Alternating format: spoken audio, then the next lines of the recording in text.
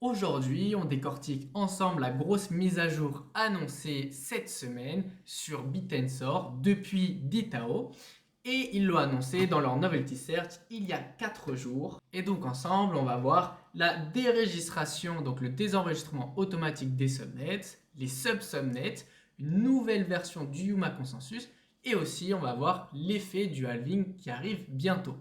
À la toute fin, on va parler de TaoFi, le subnet 10, parce qu'il propose du crédit lombard avec du Tao et je trouve ça assez marrant, donc on va en parler un petit peu.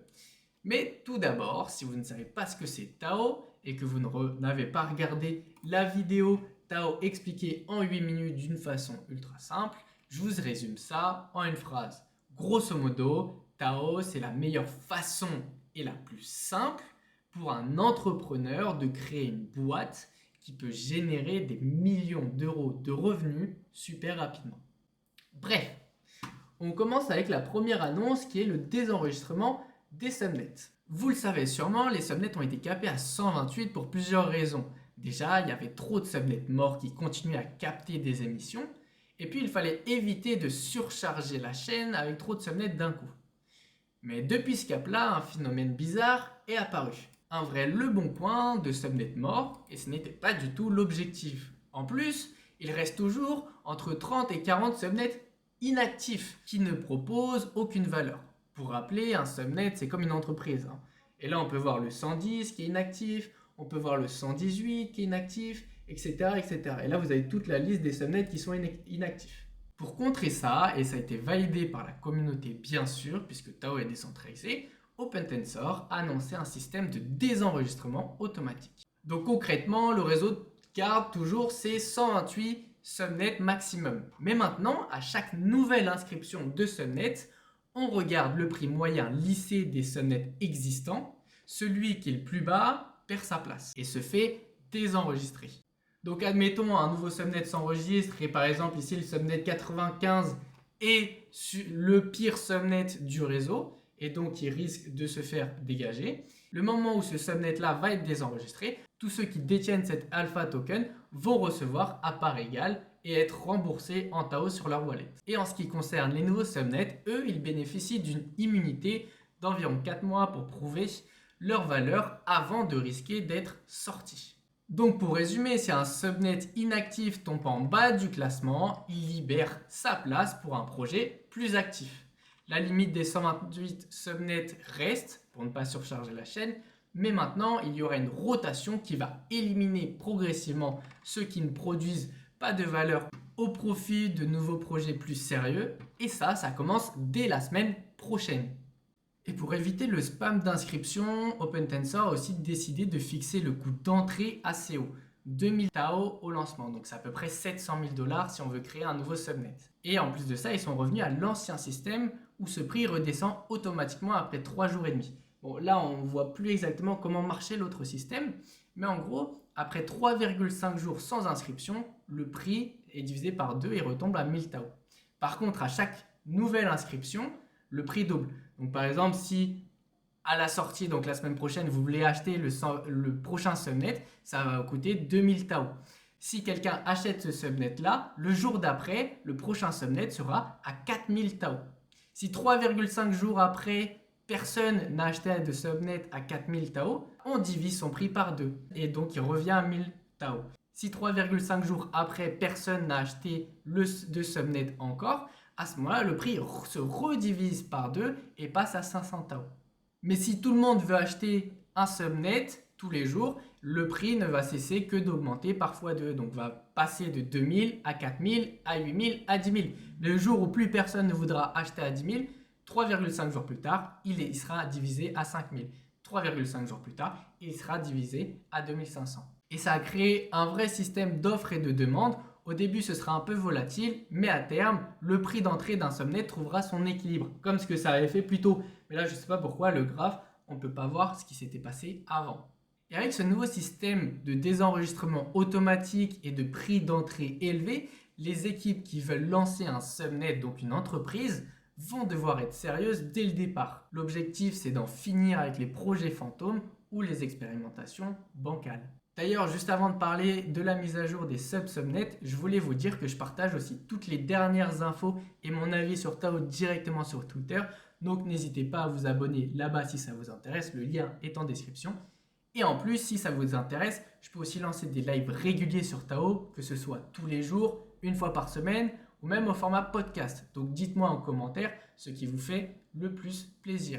Maintenant que vous êtes à la page sur ça, passons à la mise à jour des subnets. Un rappel rapide. Un subnet sur Tao, c'est comme une entreprise. Il y a un PDG, des employés, des supérieurs et un token. C'est comme une action, une part de cette boîte, de cette entreprise. Quand on achète son alpha token, c'est un peu comme si on détenait l'equity de cette entreprise. Le problème aujourd'hui, c'est que certaines boîtes doivent créer plusieurs subnets pour faire tourner un seul produit. Par exemple, Macrocosmos, pour construire leur stack d'IA, ils ont dû lancer 5 subnets différents. Un pour collecter les données, un pour l'entraînement, un autre pour le fine-tuning, un pour l'inférence et même un subnet scientifique avec Mainframe. Le problème, c'est que si tu veux investir dans Macrocosmos, tu dois acheter 5 tokens différents. Et acheter 5 tokens différents pour s'exposer sur Macrocosmos, c'est pas pratique du tout. Et ça refroidit pas mal d'investisseurs et de gros hedge funds qui veulent investir dedans. Et les subnets changent ça. Jusqu'ici, un subnet ne pouvait avoir qu'une seule incitation. Donc il fallait multiplier les subnets. Maintenant, un seul subnet peut en intégrer jusqu'à 8 en même temps. Ça veut dire que dans le futur, un projet comme Macrocosmos pourrait regrouper toutes ses activités en un seul subnet. Et donc dans un seul token. Plus simple à comprendre, plus facile à valoriser et surtout beaucoup plus attractif pour les investisseurs. Et pour tous ceux qui se demandent, ouais, mais Macrocosmos, c'est trop tard pour fusionner leurs subnets, eh ben non, OpenTensor développe déjà un mécanisme pour pouvoir merger des subnets existants et ça devrait arriver bientôt. Maintenant qu'on a parlé des subnets, on passe à la prochaine grosse mise à jour. OpenTensor est en train de préparer une version 4 du Yuma Consensus pour résoudre pas mal de problèmes. Mais avant d'en parler, soyons honnêtes, je suis sûr que 90% d'entre vous ne savent même pas ce que c'est. Et pourtant, c'est le truc le plus important à comprendre dans Tao. En gros, Yuma, c'est quoi? J'en ai pas encore fait de vidéo, donc vous pouvez aller voir en attendant la vidéo de Tao Templar où il explique ça. Même si sa vidéo maintenant est âgée et que c'était sur la version 1. Mais grosso modo, c'est le mécanisme qui décide combien les mineurs, donc les employés, sont payés. Chaque subnet, je vous rappelle, fonctionne comme une entreprise. Tu as des supérieurs qui sont les validateurs et qui notent la qualité du travail des mineurs, donc des employés. Sauf que si on se contentait de prendre leur note brute, ce serait le chaos. Donc imagine, tu es un employé, tu as une relation privilégiée avec ta supérieure, genre on va pas rentrer dans les détails quoi, c'est voilà quoi. Et il y a moyen que tu reçois une prime ou une meilleure paye que les autres employés parce que elle te kiffe quoi, la petite supérieure quoi, la coquine. Hein. Bref, bref, sur Tao c'est pareil. Si un validateur est pote avec un mineur, il pourrait décider de lui filer plus d'émissions, donc plus de Tao qu'aux autres. Et c'est justement pour éviter ça que le Yuma Consensus a été créé. Il est passé par une V1, par une V2 et maintenant il a une V3. Et c'est ce que vous pouvez voir d'ailleurs sur TaoStat, ici à côté des subnets. Vous regardez si le subnet, il utilise la V3, la V1, la V2 du Yuma Consensus. Mais grosso modo, avec l'implantation de Yuma, c'est impossible de truquer les paiements. Tout est basé sur le consensus global. Donc avec la version 1, c'était très simple. Les validateurs notaient directement le travail des mineurs selon les critères définis par le subnet owner et on faisait juste une moyenne de leurs notes. Donc les mineurs étaient payés en fonction d'un consensus basique. C'était simple, efficace, mais c'était trop simpliste parce que un validateur pouvait tricher en donnant des notes complètement différentes d'autres validateurs. Et là, ils ont ajouté un mécanisme de pénalité. Donc si un validateur s'écartait trop du consensus, donc des notes des autres validateurs, donc j'explique d'une autre façon, Donc si un supérieur s'écartait trop des notes des autres supérieurs pour noter donc les employés, donc les mineurs, parce qu'ils avaient une petite relation ou je sais pas quoi, et bah dans la version 2, ces supérieurs-là qui essayent de privilégier tes mineurs, et bah ils sont punis. On leur pénalise en leur mettant des Tao à payer. Donc ils reçoivent moins de Tao, les validateurs. Parce que grosso modo, ils valident mal et ils notent mal le travail des employés. Donc ça a corrigé une partie du problème, mais pas tout. Ensuite est arrivé Yuma V3. Donc c'était un vrai step-up. Ils ont intégré un système de commit reveal pour éviter le web copying. Donc en gros, c'était des validateurs fainéants qui copiaient les notes des autres au lieu de bosser. Vous inquiétez pas, je vais faire une vidéo dédiée uniquement à Yuma si vous voulez que j'entre dans les détails parce que c'est vraiment le cœur du système Tao. Mais là, je vous résume juste un peu rapidement. Mais grosso modo, Yuma V3, c'était un consensus beaucoup plus robuste et plus dur à manipuler. Mais évidemment, ce n'était pas encore parfait. Et c'est là qu'OpenTensor prépare Yuma V4. Et l'idée, c'est de rendre le consensus encore plus flexible. Certains subnets ont besoin d'un système hyper strict, d'autres peuvent tolérer plus de souplesse avec V4. Et ce seront les subnet owners qui pourront choisir la balance entre rigidité et souplesse dans la façon dont les mineurs sont payés. En attendant, vous pouvez donc aller voir la vidéo de Tao Templar dessus si vous voulez un peu voir ce que c'est et aller dans les détails. Mais j'en ferai une vidéo parce que celle-là, elle commence à être ancienne et c'était sur la version 1. Et là, c'est le moment que tout le monde attend. Le premier halving de Tao, qui arrive à grands pas et aura lieu le 11 décembre 2025, soit d'environ 82 jours. À cette date, l'émission de nouveaux Tao par bloc sera divisée par 2. C'est un moment historique pour le réseau parce que juste ici, l'inflation du Tao a toujours été constante et c'est la première fois qu'elle va ralentir. Certains disent que c'est ce qui va faire en sorte qu'on va sortir par la hausse de toute cette accumulation-là qui dure presque maintenant depuis 2 ans, parce qu'on a eu 7200 Tao qui ont été émis pour les mineurs, les validateurs et les subnet owners par jour depuis le tout début, et que maintenant ce ne sera plus que 3200 par jour. Et donc ça va créer plus de rareté, et donc on va potentiellement avoir un up. Moi, je suis dans ce sens-là, mais ça veut aussi dire que si on a un halving, les PDG, les employés et les supérieurs vont recevoir 2 fois moins d'argent en paye. Ils vont recevoir 2 fois moins de Tao.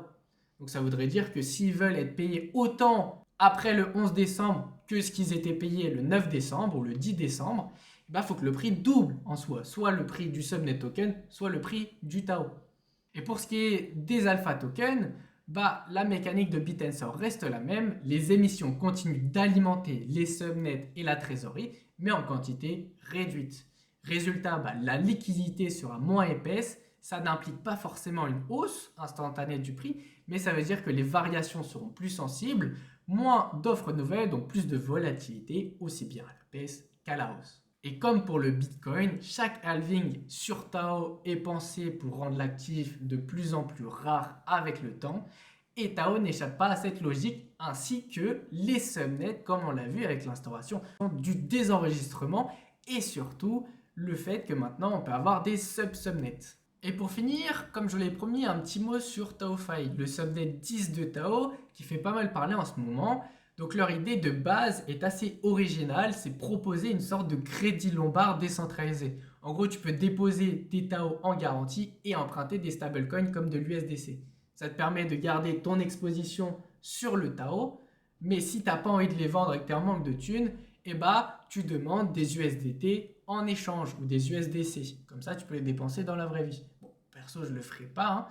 On ne va pas rentrer dans les détails parce que je vais en faire une vidéo dédiée. Mais TaoFi, c'est pas que ça. C'est aussi la couche financière du réseau. Bon, pas la seule parce qu'il y en a d'autres comme VOD AI qu'on avait vu dans une autre vidéo qui sont des couches financières du réseau. Mais ici, la particularité, c'est qu'en un clic avec ton wallet MetaMask, tu peux t'exposer aux 128 entreprises, donc subnets d'IA décentralisées de l'écosystème.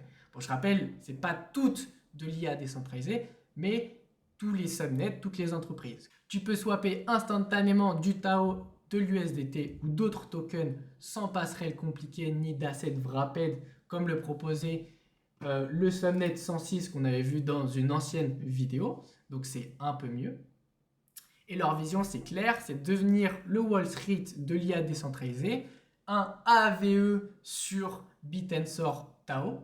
Et déjà aujourd'hui, leur pool Tao USDT sur Uniswap offre des rendements à 3 chiffres, donc un impair à 3 chiffres, pour ceux qui fournissent de la liquidité. Je ne vais pas rentrer plus dans le détail ici, j'ai dit que j'en ferai une vidéo dédiée cette semaine. Donc si vous voulez en savoir plus, n'hésitez pas à vous abonner. Et moi je vous dis merci d'être resté jusqu'à la fin. Et allez voir cette vidéo.